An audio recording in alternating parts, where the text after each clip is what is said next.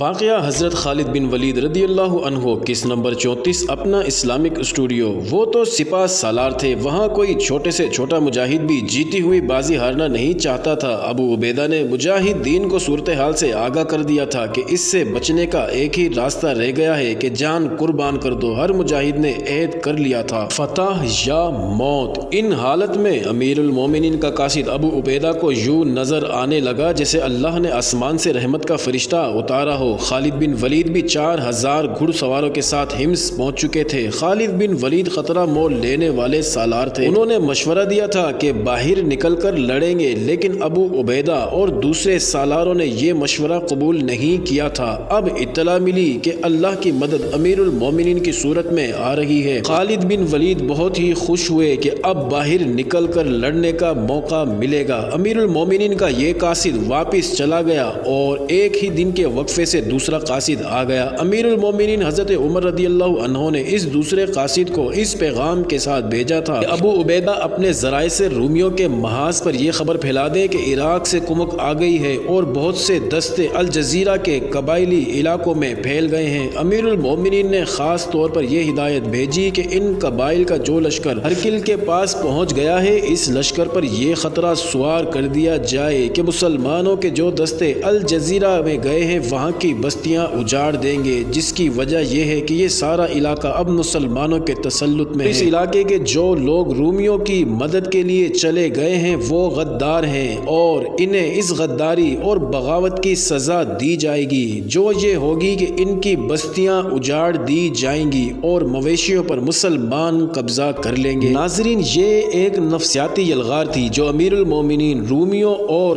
ان کے قبائلی اتحادیوں پر کر رہے تھے۔ ابو عبیدہ نے تو پہلے ہی 10-12 مجاہدین قبائلی لشکر میں بددلی پیدا کرنے کے لیے بھیج رکھے تھے۔ اب انہیں امیر المومنین کی یہ ہدایت ملی تو انہوں نے ایک اور مجاہد کو یہ ساری ہدایت سمجھا کر رومیوں کے محاذ پر بھیج دیا۔ ناظرین، یہ قاصد قبائلی عیسائیوں کے بھیس میں روانہ ہو گیا۔ اسے حدید کے پاس پہنچنا تھا اور باقی کام حدید اور اس کے ساتھیوں کو کرنا تھا۔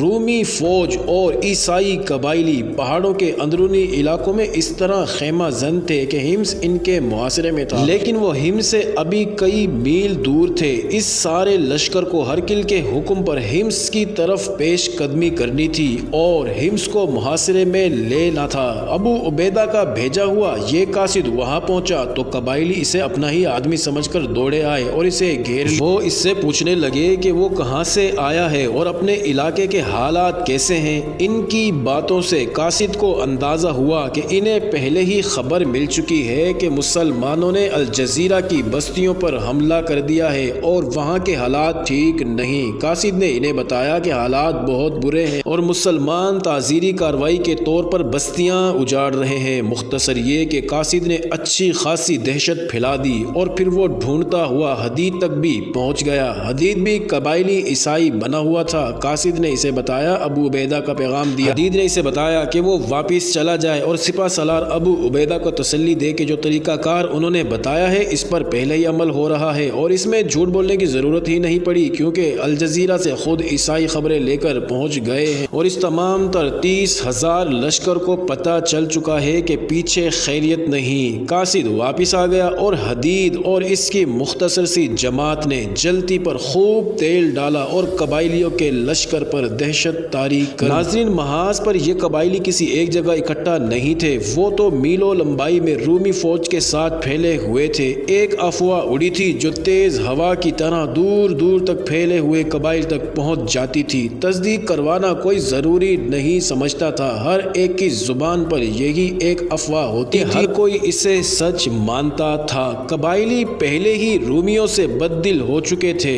ان کے دلوں میں رومیوں کے متعلق جو شکوک و شبہات پیدا ہو گئے تھے انہیں حدید اور اس کی جماعت نے مزید پکا کر دیا تھا اور یہ شکوک یقین کی صورت اختیار کر گئے تھے۔ اصل میں یہ بات پیدا کر دی گئی تھی کہ جو لڑائی لڑنے آئے ہیں وہ رومیوں کے مفادات کی لڑائی ہے اور اس میں ان کے لیے نقصان ہی نقصان ہے۔ اب انہیں یہ خبر ملی کہ مسلمانوں کا لشکر ان کے علاقوں پر حملہ آور ہو گیا ہے تو قبائلی سرداروں کا ایک وفد ہرقل کے پاس گیا۔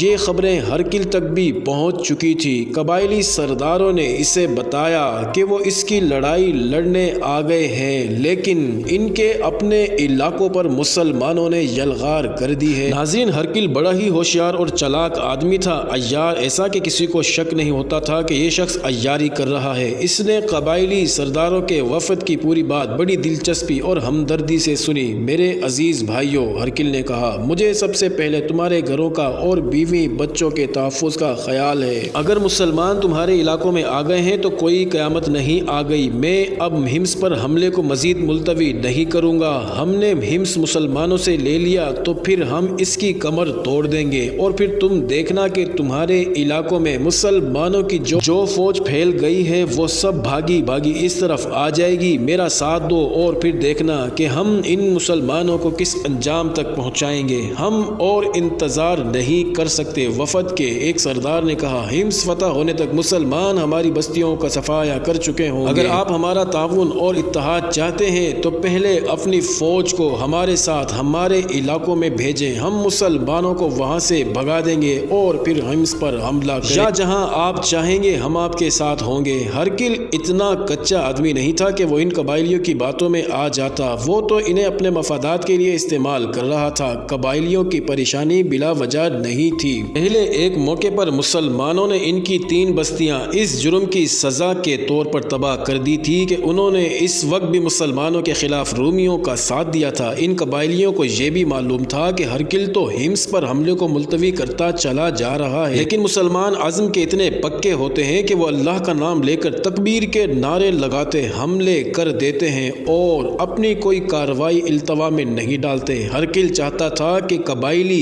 اس کے ساتھ رہیں اور وہ ہمس پر حملہ کرے، لیکن قبائلی چاہتے تھے کہ ہرقل انہیں اپنی فوج دے دے اور وہ مسلمانوں کو اپنے علاقوں سے نکالے۔ ہرقل نے زبان سے یہ داؤ آزمایا، بڑے پیار اور بظاہر دلی ہمدردی سے بھی انہیں قائل کرنے کی کوشش کی، لیکن قبائلی سردار جو پہلے ہی رومیوں سے بددل ہو گئے تھے ان کی باتوں میں نہ آئے اور یہ مذاکرات کسی نتیجے پر پہنچے بغیر ختم ہو گئے۔ میری ایک بات سن لو، ہرقل نے بگڑے ہوئے لہجے میں کہا، جسے تم اپنا علاقہ کہہ رہے ہو وہ تمہارا اپنا نہیں، وہ علاقہ اس کا ہے جس نے یہ ملک فتح کیا ہے۔ پہلے تم میرے زیر تسلط تھے، اب اس علاقے پر مسلمان قابض ہو گئے ہیں، لہٰذا تم آزاد نہیں ہو۔ اگر تم لوگوں میں ہمت اور غیرت ہے تو مسلمانوں کے خلاف بغاوت کر دو، اور وہ نئے نئے آئے ہیں اور ابھی یہاں کا نظام انہوں نے نہیں سنبھالا، اس بدنظمی سے فائدہ اٹھاؤ اور باغی ہو جاؤ۔ سردار وہاں سے آ گئے، وہ ہرقل سے ملنے بزنطیہ گئے تھے جو ہم سے خاصا دور تھا۔ واپس محاذ تک پہنچتے پورا دن اور آدھی رات گزر گئی تھی۔ وہ محاذ پر پہنچے تو انہیں اطلاع ملی کہ قبائلیوں کے بیشتر نفری یہاں سے رخصت ہو چکی ہے اور سب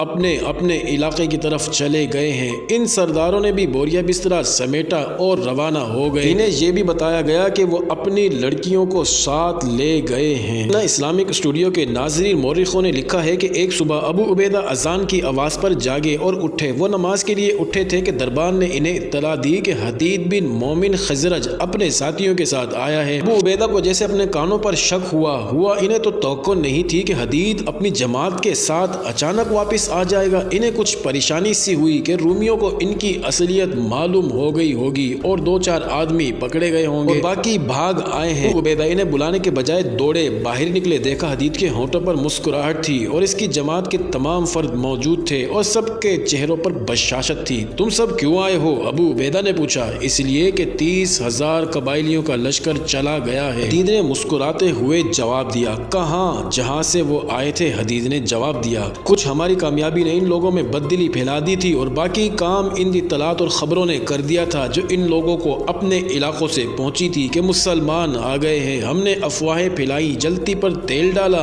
اور آخر قبائلی رومیوں کا ساتھ چھوڑ کر چلے گئے۔ حدید اور اس کے ساتھیوں نے تفصیلات سنائی کہ قبائلی کس طرح ہرقل سے بدظن ہوئے تھے اور آخر وہ کس طرح ہرقل کا ساتھ چھوڑ کر چلے گئے۔ ناظرین، ابو عبیدہ نے دونوں ہاتھ اٹھا کر اور آسمان کی طرف دیکھتے ہوئے اللہ کا شکر ادا کیا اور بلند آواز سے کہا کہ یہ سب اللہ تبارک و تعالیٰ کی رحمت و برکت ہے جس کے نام پر ہم یہاں آئے تھے اور جس کے نام پر ہم نے اپنی جان قربان کے لیے وقف کر رکھی ہے۔ عبیدہ اور یہ سب لوگ نماز پڑھنے کے لیے چلے گئے۔ اس زمانے میں سپہ سالار امامت کے فرائض سر انجام دیا کرتا تھا۔ ابو عبیدہ نے نماز کی امامت کی اور نماز سے فارغ ہوئے تو ابو عبیدہ اٹھے اور سب سے کہا کہ کوئی آدمی ابھی جائے گئے نہیں، آج کی صبح ہمارے لیے ایک بہت بڑی خوشخبری لے کر طلوع ہوئی ہے۔ ابو عبیدہ نے بڑی بلند آواز میں کہا اور ہزارہ مجاہدین جو وہاں موجود تھے سناٹے میں آ گئے۔ ابو عبیدہ نے اعلان کیا 30,000 عیسائی قبائل کا لشکر رومیوں کا ساتھ چھوڑ کر اپنے علاقوں میں چلا گیا ہے۔ یہ اللہ کی غیبی مدد۔ اللہ نے قرآن کی سورۃ زمر میں فرمایا ہے کہ جنہوں نے شیطان سے منہ موڑ کر اللہ کی طرف رجوع کیا ان کے لیے خوشخبری ہے۔ اللہ نے اپنے رسول صلی اللہ علیہ وسلم سے اس آیت میں فرمایا ہے کہ میرے ان بندوں کو خوشخبری سنا دے جو میری بات سنتے ہیں اور نیک راستے پر چلتے ہیں، اور اللہ انہی کو صحیح راستہ دکھاتا ہے اور یہی ہے جو عقل و ہوش والے ہیں۔ اللہ کے یہ بندے تم ہو جنہیں اللہ نے آج خوشخبری بھیجی ہے کہ الجزیرہ کے قبائلیوں کا وہ 30,000 کا لشکر جو ہمارے لیے ایک بہت بڑا خطرہ بن گیا تھا چھوڑ کر ان سے بدظن ہو کر چلا گیا ہے، اور پیچھے روم کی تھوڑی سی فوج رہ گئی ہے۔ یہ فوج تم سے پہلے ہی خوفزدہ ہے اور اس فوج میں اتنا سا دم خم بھی نہیں کہ تمہارے سامنے ایک دن بھی ٹھہر سکے۔ نعرہ تکبیر، کسی نے پھیپڑوں کا پورا زور لگا کر یہ نعرہ بلند کیا اور ہمس کی زمین و آسمان اللہ اکبر کے گونجدار اور گرجدار دھماکے سے لرز اٹھے۔ یہ نعرہ بلند کرنے والے خالد بن ولید تھے جو ابو عبیدہ کی مدد کے لیے قنسرین سے آ کر ہمس میں مقیم تھے۔ انہوں نے شہر سے باہر نکل کر لڑنے کا مشورہ دیا تھا جو سپہ سالار ابو عبیدہ نے نہیں مانا تھا۔ اب انہیں شہر سے باہر جا کر کھلے میدان میں رومیوں سے آمنے سامنے کے مارکے کا موقع مل گیا تھا۔ مجاہدین اسلام ابو عبیدہ بڑی پرجوش آواز میں کہہ رہے تھے انشاءاللہ یہ مارکا شام کا آخری مارکا ہوگا۔ جس طرح عراق کی سرزمین زرتشت کے پجاریوں سے پاک ہو گئی ہے، اسی طرح شام سے رومی ہمیشہ کے لیے چلے جائیں گے اور یہ زمین بھی پاک ہو جائے گی۔ مجھے یہ کہنے کی ضرورت تو نہیں تھی، لیکن ایک بار پھر یاد دلانا ضروری سمجھتا ہوں۔ ہم نے یہ ملک اس لیے فتح نہیں کیا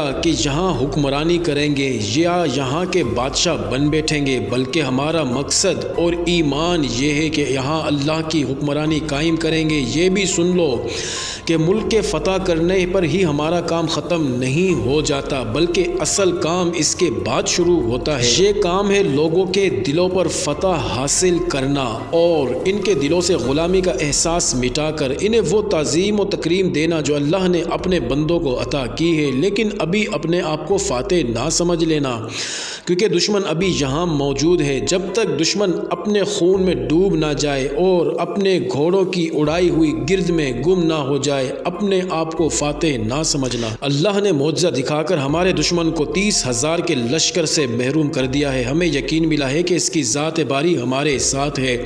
امیر المومنین بھی کمک لے کر آ رہے ہیں اور قعقاع بن عمرو ہماری مدد کے لیے 4,000 گھڑ سوار لے کر پہنچنے ہی والے۔ اب فوراً حملے کی تیاری کرو، ضروری ہدایات اور دیگر باتیں تمہیں سالار بتا دیں گے۔ مجاہدین کے اس لشکر کی جذباتی اور جسمانی کیفیت ایسی ہو گئی جیسے ان میں نئی روح پھونک دی گئی ہو۔ وہ ہمت اور حوصلہ ہارنے والے نہیں تھے۔ انہوں نے ہر میدان قلیل تعداد سے فتح کیا تھا اور کئی گنا زیادہ طاقتور دشمن کو تہ تیغ کیا، لیکن یہاں ایسی صورتحال پیدا ہو گئی تھی کہ پریشانی کے آثار سپہ سالار کے چہرے پر بھی نظر آنے لگے تھے۔ وہ محاصرے میں آ کر لڑنے کے لیے تیار تھے، لیکن اب اپنے سپہ سالار سے یہ خوشخبری سنی تو وہ بند کلیوں کی طرح کھل اٹھے، اور ابو عبیدہ اور خالد بن ولید نے حملے کا پلان تیار کر لیا اور اپنے لشکر کو فوری تیاری کا حکم دے دیا۔ معزز ناظرین، جاری ہے قسط نمبر 35، اگلی ویڈیو میں دیکھنا مت بھولیے گا۔